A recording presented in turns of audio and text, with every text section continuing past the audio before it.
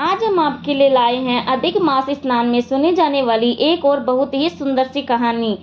एक घर में एक सास बहू रहती थी। अधिक मास आया तो सास ने बहू से कहा, बहू अब कल से अधिक मास लग रहा है तो मैं रोज सुबह अधिक मास नहाऊंगी। तो बहू ने जिज्ञासावश पूछा, सासू माँ यह अधिक मास क्या होता है, मुझे भी बताओ। तो सास बोली कि जिस महीने में संक्रांति नहीं होती वह अधिक मास होता है और इसको पुरुषोत्तम मास भी कहते हैं। यह भगवान श्री कृष्ण का प्रिय मास होता है। अतः पुरुषोत्तम मास में सुबह सूर्योदय से पहले उठकर नारायण तारायण और पारायण करना चाहिए। तो बहू बोली, माँ यह भी तो बताओ कि नारायण तारायण और पारायण कैसे किया जाता है। तो सास समझाती हुई बोली कि सुबह सूर्योदय से पहले उठकर नदी या तालाब में नहाओ, उसके बाद नारायण यानी सूर्य नारायण को जल चढ़ाओ और साथ ही ध्रुव तारे को दर्शन करो, जिससे तारायण भी हो जाता है। अब पारायण का मतलब है कि भगवान की पूजा करके रामायण का या भगवत मास का पारायण करो।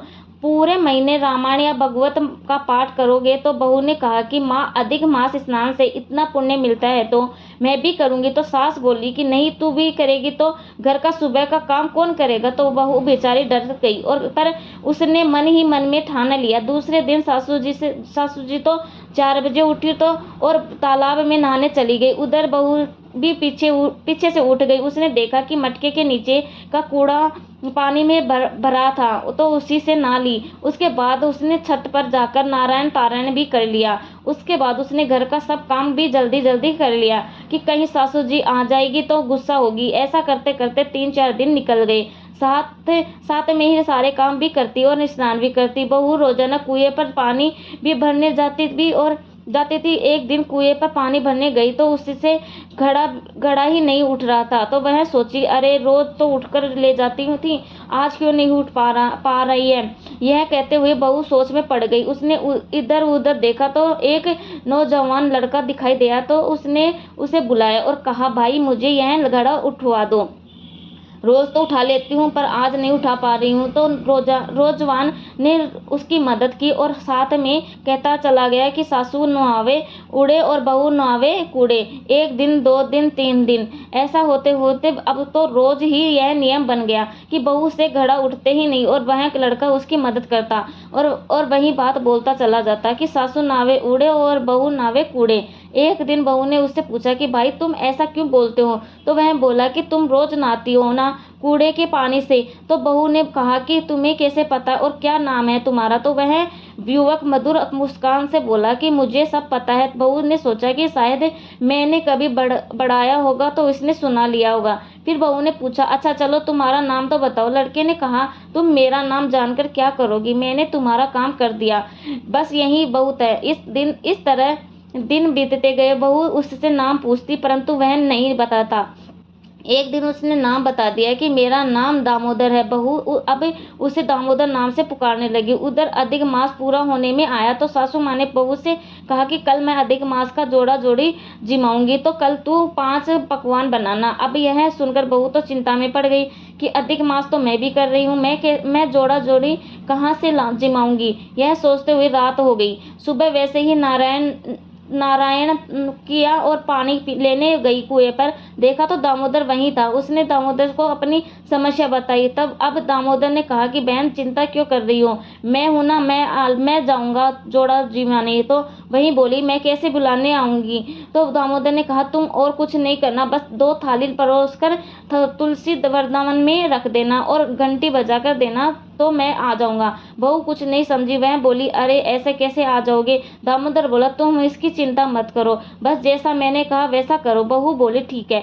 अब बहू घर गई और जल्दी जल्दी फटाफट 5 पकवान बनाया। फिर सासू जी से कहा कि आप जोड़े को बुला लाओ, भोजन तैयार है। सास ने जोड़े को आगे चौक में बिठाया और थाली परोस दी। बहू भी पीछे के दरवाजे से तुलसी वृंदावन में 2 थाली लेकर चली गई और गरुड़ घंटी बजा दी। दामोदर अपनी सुंदर सी पत्नी के साथ आ गए। बहू के लिए जोड़ा जीमने वे दोनों रसोई में बैठे और भोजन करने लगे। बहू भाग भाग कर आगे चौक में सासू जी को जोड़े को भी परोसने लगी और रसोई में बिठाकर दामोदर और उसकी पत्नी को भी परोसने लगी। थोड़ी देर बाद सासू का जोड़ा जिम लिया। बहू ने देखा कि सासू माँ ने तो जोड़े को पैसा कपड़ा सब दिया, तो वह रसोई के अंदर जाकर आकर सोचने लगी कि मैं दामोदर को क्या दूंगी। तो भगवान दामोदर समझ गए। प्रभु ने कहा, तुलसी लाकर मेरे हाथ में अर्पण करो। तो बहू झट से तुलसी का पत्ता लाई और रुक्मणी दामोदर के हाथ पर रख दिया। तो देखा कि तुलसी तो सोने का सिक्का बन गई। बहू अचंभे में पड़ गई और बोली, आप कौन हो? दामोदर मधुर मुस्कान के साथ बोला, तू तो बहुत बोली है, तूने मुझे पहचाना नहीं है। मैं कृष्ण और यह मेरी रुक्मणी है। इतना कहकर भगवान ने उसे अपना विराट रूप दिखाया।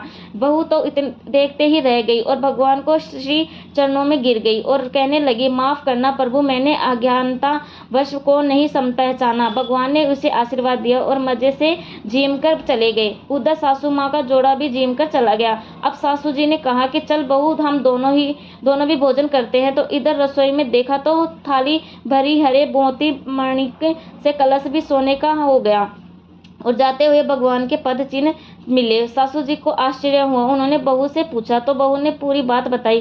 सासू बोली, बहू तू तो बड़ी भाग्यवान है, तेरे लिए भगवान श्री कृष्ण स्वयं रुक्मणी के साथ आए हैं। इस तरह सास बहू दोनों का अधिक मास संपन्न हुआ। कहानी कहता न सुनता न हुकारा बरता न, सारे परिवार का पुरुषोत्तम मास सफल हुए। कथा अधूरी हुए तो पूरी करजे, पूरी हुए तो मान बढ़ावजो।